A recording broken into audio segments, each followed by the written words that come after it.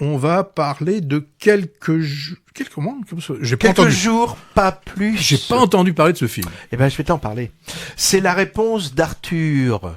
Quelques jours, pas plus. Rock critique relégué aux actualités générales dans son journal très fortement inspiré du quotidien Libération d'ailleurs.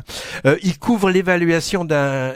Décidément, je bafouille. Il couvre l'évacuation d'un camp de migrants empêché par une association d'aide aux réfugiés, et la responsable lui demande d'héberger chez lui un jeune Afghan en galère, Daoud. Alors il accepte, surtout car il a un peu flashé sur la femme qui lui a demandé ça en fait. Le film raconte ensuite la cohabitation entre ces deux hommes, Arthur et Daoud, donc leur découverte mutuelle et les liens de plus en plus étroits qui vont s'établir entre le journaliste hébergeur et les membres de l'association, en particulier l'avocate reconvertie dans le caritatif, Mathilde. Alors, cette description pourrait évoquer une romance sur fond de problématiques sociales et humanitaires prétexte, mais c'est plus que ça. Et l'aspect un peu rom-com n'est pas trop forcé et évite les clichés. La qualité du film repose beaucoup, je trouve, sur l'aspect documentaire, ancré dans l'actualité, donnant des visages à cette population d'hommes et de femmes en situation très précaire et demandant le droit d'asile, et dont beaucoup rêvent de traverser la Manche. Et on suit de près les actions et le quotidien de cette association qui s'appelle Solidarité Exilée et de ses bénévoles, en but aux institutions et aussi aux riverains d'ailleurs, le tout donc documenté par le journaliste embedded, comme on dit. L'autre grande qualité, c'est l'interprétation des rôles principaux. Benjamin Biolay est parfaitement crédible dans ce personnage désabusé, bohème, qui lui va comme un gant, découvrant un monde nouveau pour lui. J'allais dire, pour une fois, il est bon devant la caméra, parce que jusqu'à maintenant, moi, il m'a guère convaincu comme acteur, mais je ne le dirai pas, car je sais que certains auditeurs sont fans de lui et ne me le pardonneraient pas. Il est aussi en ce moment dans Rosalie, dont on parle dans l'émission, pour un petit rôle. Et l'autre personnage, c'est Camille Cotin, qui confirme un grand talent d'actrice, autre que dans la case spécifique humour. Moi, je l'ai pas vu dans le récent Tony en famille, en mère célibataire débordée par 4 ados ou 5, mais on m'a dit qu'elle y était très bien aussi. Tout le monde en disait du bien. Ouais.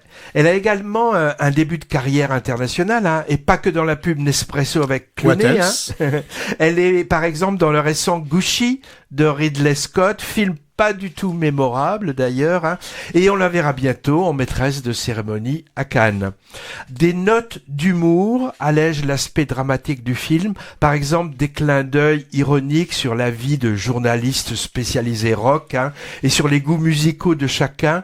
On a droit par exemple à du Goldman, Hérésie bien sûr pour un rock critique branché, et enfin d'excellents seconds rôles, bien écrits et interprétés, par exemple Hippolyte Girardot en patron du journal.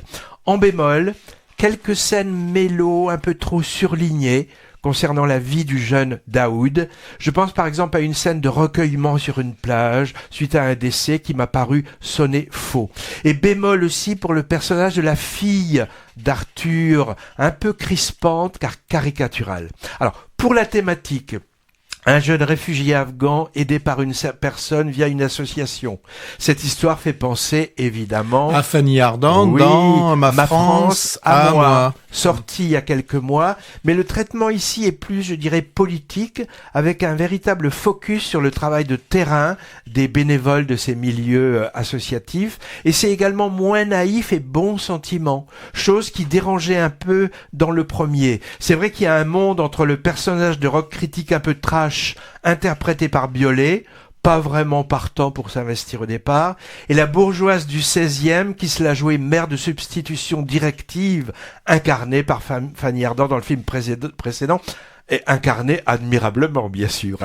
Et puis, le portrait fait du jeune Afghan est aussi bien différent dans les deux longs métrages, devenant gendre idéal, intégrant Sciences Po dans l'un, c'était tiré d'une autobiographie, plus réaliste, sans doute, dans quelques jours pas plus, avec cette immense tristesse qui ne lâche pas le personnage.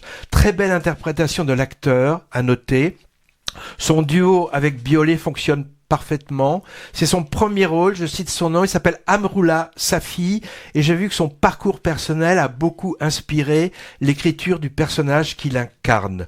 Je sais pas grand-chose de la réalisatrice Julie Navarro, à part que c'est une ancienne directrice de casting qui signe ici son premier long métrage, ma foi réussi. Alors vous avez noté comment Hervé arrive dans chaque émission à pouvoir parler de Fanny Ardant. Ça c'était le hasard vraiment.